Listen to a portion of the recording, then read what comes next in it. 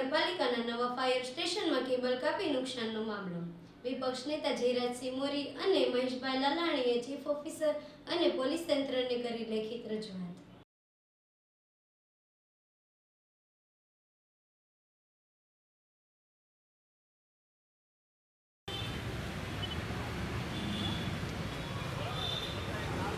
તૂટી ગયો।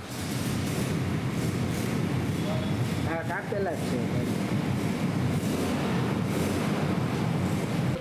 મશીન છે ને પંપ ચાલુ કરવું, આની અંદરથી ખેંચી લીધો હોય ને? નહીં, કાપેલો છે, છત્રીસથી કાપેલો છે। જો અહીંયા તૂટલો દેખાય, સ્પષ્ટપણે દેખાય। તૂટી ગયો। હા, કાપેલા જ છે। જયરાજસિંહ મોરી, વિપક્ષ નેતા, શિહોર નગરપાલિકા। શિહોર નગરપાલિકામાં રાત્રિના સમયે અવારનવાર અસામાજિક તત્વોની રંજાડ રહેતી હોવાની વખતો વખત અમને અનેક ફરિયાદો મળી છે। આ અંગે અમે લેખિત રજૂઆતો પણ કરી છે। રાત્રિના સમયે ચોકીદાર મૂકવા તેમજ ગેટ બંધ કરવા વગેરે જેવી માગણી કરેલી છે।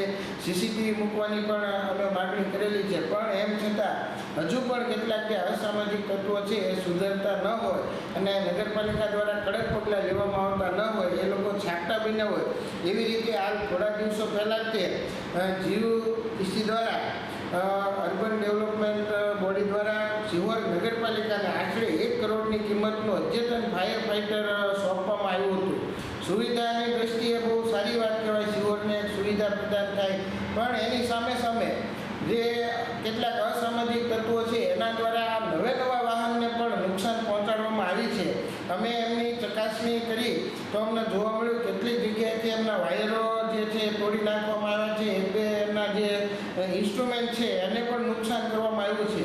એટલે આજરોજ ચીફ ઓફિસરશ્રીને તેમજ તે શિહોર પોલીસ સ્ટેશનમાં અમે લેખિતમાં રજૂઆત કરીએ છીએ કે જે કોઈ પણ આ રાત્રિના સમયે કે દિવસમાં જ્યારે પણ આ અસામાજિક તત્વો જે છે એ આવી પ્રવૃત્તિ જ્યારે શિહોર નગરપાલિકા જેવી જાહેર સરકારી કચેરીમાં જો આવી બેરોકટોક પ્રવૃત્તિ કરતા હોય તો ખરેખર શહેરમાં કાયદો અને વ્યવસ્થાની સ્થિતિ સામે એક મોટો સવાલ ઊભો થાય છે। એટલે આ સંદર્ભે આજરોજ અમે લેખિતમાં રજૂઆત કરીએ છીએ કે આની ઘટનાની તુરંત જ તપાસ થાય, સીસીટીવી ફૂટેજ આના ચકાસવામાં આવે અને નગરપાલિકા વતી પણ શિહોર પોલીસ સ્ટેશનમાં સત્તાવાર ફરિયાદ દાખલ કરવામાં આવે અને જે કોઈ પણ આ માટે જવાબદાર અસામાજિક તત્વો છે એની સામે કડકમાં કડક કાનૂની કાર્યવાહી કરવામાં આવે અને એમ જ તે નગરપાલિકાના જે કોઈ પણ વાહનો હોય એ નિશ્ચિત જગ્યાએ પાર્ક કરીને એની સુરક્ષા વ્યવસ્થા અને એ માટે ચોકીદારની પૂરતી ગોઠવણ કરવામાં આવે એવી અમે આપણે લેખિતમાં રજૂઆત કરીએ છીએ। કારણ કે અવારનવાર અહીંયા જે બનાવો બની રહ્યા છે અને એના કારણે જાહેર જે કચેરી છે એને નુકસાન થઈ રહ્યું છે, નગરપાલિકાની છબી ખરડાઈ રહી છે અને ખાસ કરીને લોકોની સુખાકારી માટેના જે સાધનો હોય એને નુકસાન પહોંચાડીને જ્યારે અકસ્માત કે કટોકટીના સમયે લોકોને કામ ન લાગી શકે એવી વ્યવસ્થા અહીંયા સર્જવાનો પ્રયત્ન થઈ રહ્યો હોય, એટલે આ અંગે એક જવાબદાર વ્યક્તિ તરીકે, જવાબદાર પક્ષ તરીકે અમે ચીફ ઓફિસર સાહેબને તેમજ શિહોર પોલીસ સ્ટેશનમાં અમે આમાં કડકમાં કડક કાર્યવાહી કરવાની માગણી કરીએ છીએ। મહેશ લાલાણી, શિહોર નગરપાલિકા કાઉન્સિલર અપક્ષ। મારા સાથી સભાસદ શ્રી જયરાજભાઈએ જે વાત કરી એને હું પૂરેપૂરું સમર્થન આપું છું।